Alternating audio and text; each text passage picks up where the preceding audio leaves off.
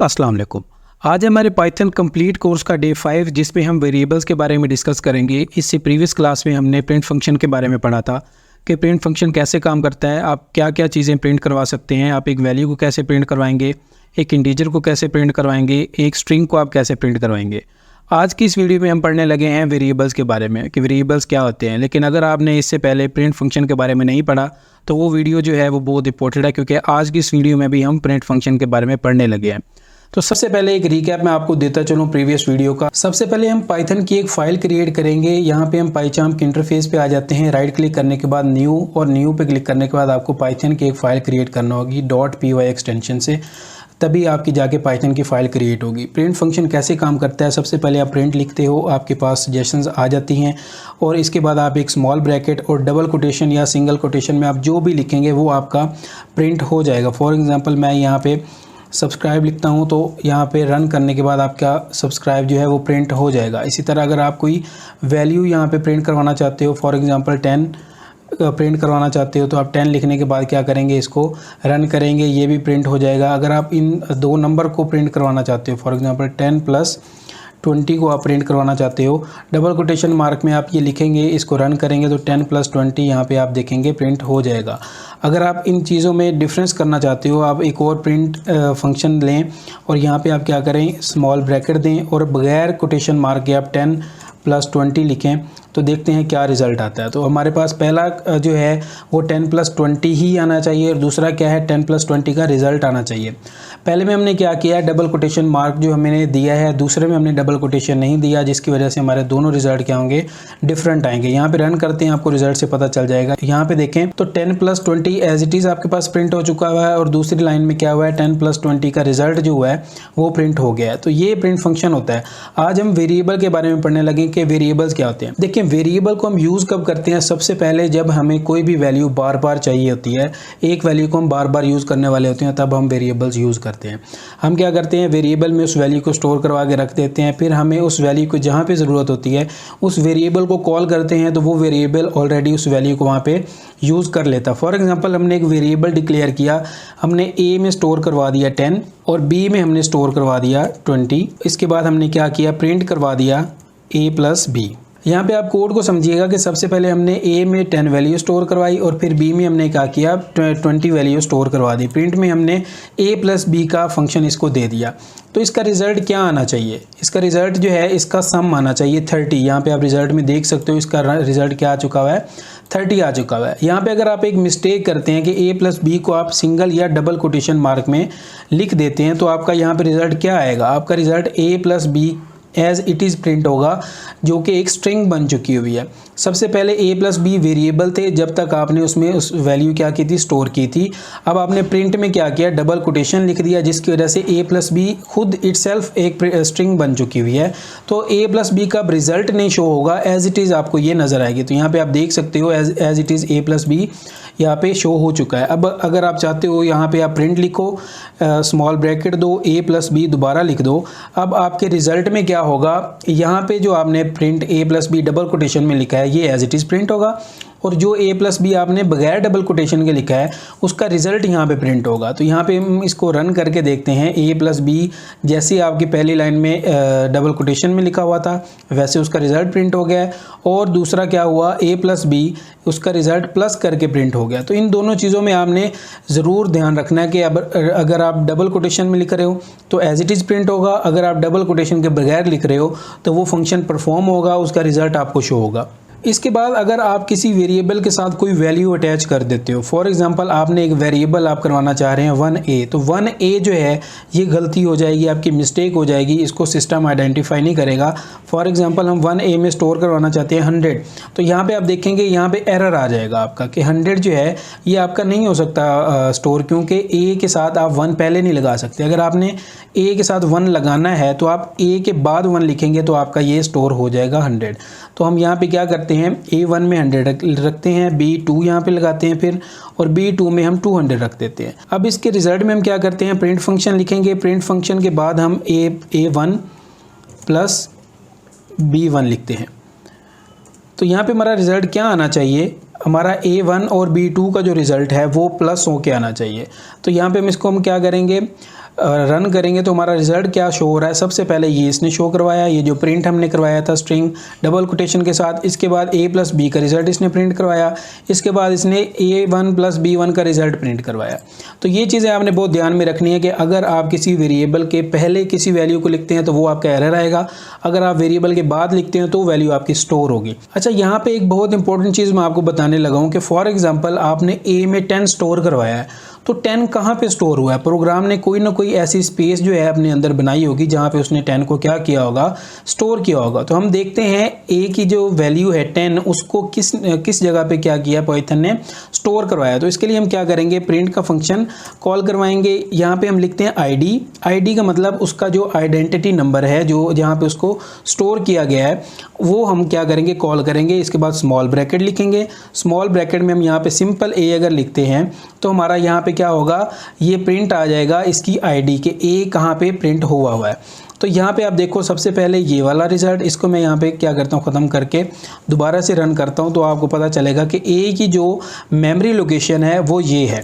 अगर हम दोनों की मेमोरी लोकेशन जानना चाहें तो इस पर हम क्या करेंगे, कॉमा लगाएंगे, उसके बाद फिर एक छोटी ब्रैकेट और फिर हम क्या करेंगे, b लिखेंगे। रन करने के बाद हमारा a की भी और b की भी क्या होगी, id। अच्छा, यहाँ पे आपने देखा कि id के लिए क्या करना है, आपने id हर एक के साथ ज़रूर लिखनी है। जैसे मैंने a के साथ id लिखी तो उसकी id यहाँ पे आ चुकी थी, लेकिन मैंने b के साथ id लिखी, सिंपल b लिखा तो b की वैल्यू जो लिखी थी वो आ गई। अगर हम इसकी id लिखना चाहें तो यहाँ पे इसके साथ id लिखनी पड़ेगी, तब जाके क्या करेगा सिस्टम हमारा id जनरेट करेगा। यहाँ पे एक बहुत इंटरेस्टिंग चीज़ ये है कि क्योंकि a में 10 स्टोर है और b में 20 स्टोर है, इसलिए इनकी आईडीज़ क्या हैं, डिफरेंट हैं। c में C++ में क्या होता है, वो a और b जो हैं इसकी वैल्यूज़ को क्या करते हैं, हिस्ट्री बनाते हैं, इसकी डायरेक्टरी बनाते हैं और वहाँ पे उसको प्लेस करते हैं। लेकिन पाइथन में क्या है, ये जो वैल्यूज़ हैं इसकी 10 और 20 ये इसकी मेमोरी एलोकेशन करता है।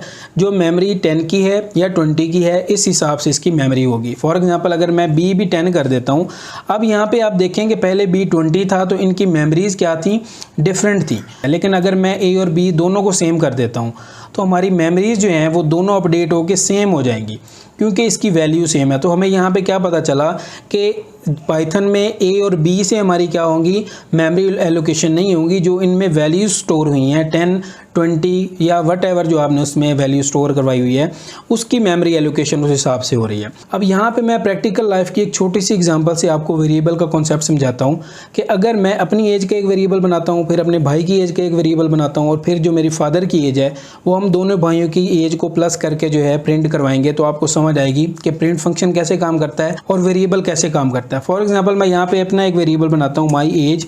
अच्छा, यहाँ पे आपने एक चीज़ को क्या करना है, नोटिस कि माई एज में अगर आप स्पेस देंगे तो क्या करेगा सिस्टम, इसको एरर आइडेंटिफाई करेगा। तो आपने माई एज अगर आप लिखना चाहते हैं तो इसमें आपने अंडरस्कोर देना है इसको सेपरेट करने के लिए, तभी आपका जो है ये वेरिएबल बनेगा। माई एज में मैं वैल्यू स्टोर करवाता हूँ 25 और ब्रदर एज में मैं वैल्यू स्टोर करवाता हूँ 20। अब मैं इन दोनों को प्लस करवा के फादर एज के इक्वल इसको करना चाहता हूँ तो मैं यहाँ पे लिखूँगा प्रिंट, एक ब्रैकेट में डालूँगा, इसके बाद क्या करूँगा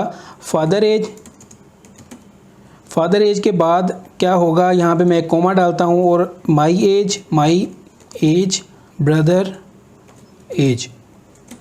अब यहाँ पे मैंने क्या किया है, इस कॉन्सेप्ट को ज़रा आप समझिएगा कि सबसे पहले मैंने अपनी एज का एक वेरिएबल बनाया, फिर मैंने अपने ब्रदर एज का एक वेरिएबल बनाया और फिर मैंने प्रिंट करवाया। प्रिंट में मैंने फादर एज को डबल कोटेशन में लिखा। फादर एज को डबल कोटेशन में लिखने का पर्पज़ ये था कि जब आपका प्रिंट फंक्शन क्या करेगा, रन होगा तो father age as it is print होगा और जो इसके बाद कोमा डाल के मैंने बगैर कोटेशन के my age plus brother age लिखा है तो उसमें दोनों एजेस प्लस हो के फादर एज के इक्वल हो जाएंगे। अब मैं इसको रन करके आपको इसका कॉन्सेप्ट भी समझाता हूँ और इसका कोड भी दोबारा समझाता हूँ। अब यहाँ पे मैंने जो कोड लिखा है इस कोड में सबसे पहले मैंने माई एज के एक वेरिएबल बनाया, इसके बाद मैंने ब्रदर एज के एक वेरिएबल बनाया और लास्ट में मैंने प्रिंट फंक्शन कॉल करवाया जिसमें मैंने डबल कोटेशन में फादर एज लिखा comma my age plus brother age. अब प्रिंट फंक्शन यहाँ पे कैसे काम करेगा, सबसे पहले जो मैंने डबल कोटेशन में फादर एज लिखा वो एज इट इज़ यहाँ पे प्रिंट करेगा। उसके बाद कोमा के बाद जो मैंने एक वैल्यूज़ जो लिखी हुई है my age plus brother age, ये इन दोनों एजेस को प्लस करके फादर एज के इक्वल करवाएगा। जब जब हम इस प्रोग्राम को रन करेंगे तो हमारा रिजल्ट आएगा father age is equal to 45। 45 कैसे बना, my age plus brother age, इस दोनों को क्या किया, प्रिंट फंक्शन में प्लस हुआ और प्लस होने के बाद 45 बना। जब इस प्रिंट फंक्शन ने काम किया तो ये डबल कोटेशन वाला father age as it is यहाँ पे प्रिंट हो चुका हुआ था, और जो ये 45 है my age plus brother age, ये दोनों प्लस होके यहाँ पे क्या हो गए थे, प्रिंट हो गए थे। अब मैं आपको एक इसका दूसरी पे एग्जांपल समझाता हूँ कि फॉर एग्जांपल जब आप किसी भी जगह पे शॉपिंग करने जाते हैं, आप मॉल में जाते हैं या कैश एंड कैरी किसी भी स्टोर में जाते हैं, तो वहाँ पे एक अटेंडेंट होता है जो कि आपके आइटम्स को स्कैन करके कंप्यूटर स्क्रीन पे क्या कर रहा होता है, आपको बिल दे रहा होता है। तो वो सिस्टम कैसे काम करता है, फॉर एग्जाम्पल आपने एक 100 रुपीज़ का प्रोडक्ट क्या किया, परचेज किया, उस पर 20% डिस्काउंट है। अब सिस्टम कैसे आइडेंटिफाई करेगा कि इस प्रोडक्ट पे क्या है, 20% डिस्काउंट है। तो मैं आपको इसका एक सिंपल सा कोड बहुत आसान तरीके से समझाता हूँ। सबसे पहले मैंने आइटम प्राइस का एक वेरिएबल बनाया। देखिए यहाँ पे आइटम प्राइस के दरमियान भी ये अंडरस्कोर है, जिसका मतलब ये एक वेरिएबल की तरह काम करेगा। अगर मैं अंडरस्कोर को हटा दूँ तो ये एरर दे देगा। मैंने सबसे पहले item price is equal to 100 रखा कि आपका $100 का या 100 रुपीज़ का जो एक प्रोडक्ट है, उसमें डिस्काउंट परसेंटेज मैंने क्या किया, सबसे पहले डिस्काउंट परसेंटेज का, फिर इसके बाद वेरिएबल डिक्लेयर कर दिया। वेरिएबल में मैंने 20 जो है इसको स्टोर करवा दिया।